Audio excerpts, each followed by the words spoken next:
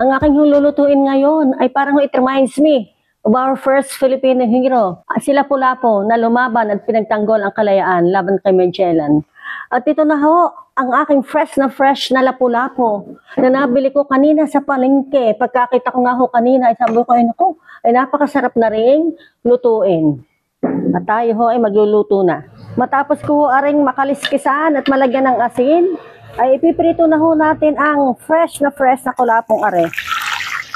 Bahagya ho natin aring ipiprito.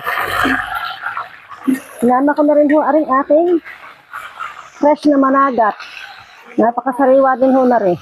Okay na ho are. Are ho hahanguin ko na. Luto muna ho natin aring patatas. Isa na natin ang bawang. Ating sibuyas. Ang ating luya. Sarap ang madaming luya na rin. Sa pesa. Are ho. Are naman ho ay ang kamatis. Kanina ako nagtingin uli ng aking maluto.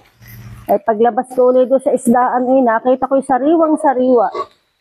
Naibo pa kanina ang yung tawag ng bunganga ng Lapu-Lapu. Kulapo pala. Kulapo ho ang tawag sa amin. Sariwang-sariwang huli. Lalagay na ho natin ang tubig. Masarap ho na rin masabaw-sabaw. Masarap hong higupin ang sabaw. Lalagay na ho natin ang panimpla natin ginisa mix. Pamintang buo. Pareho buo ang ilalagay kong paminta.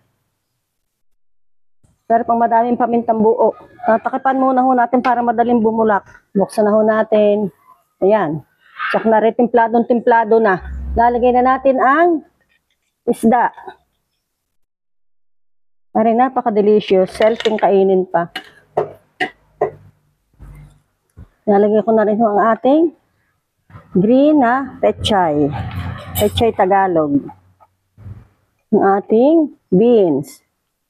At ang ating repolyo. At ang ating siling green.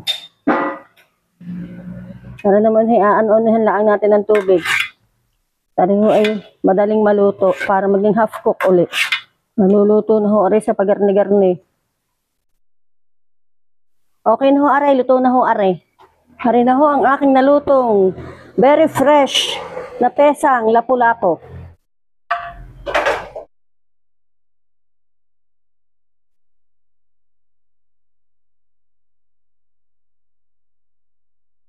Aray na ho ang naluto kong pesang Lapu-Lapu. Sa tingin pa lamang ho'y masarap na. Pero talagang aray ho'y napakasarap. Yan, aray ang aking malaki. Malaki ang akin. Oops. Masarap ang sabaw na rin. Konti lang ang kanin ho na rin. 2 kutsara lang dahil mas masarap po ang madaming gulay.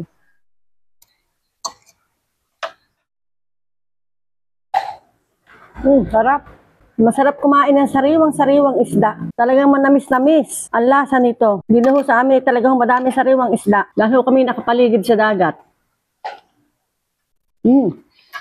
Kain na ho kayo din sa amin.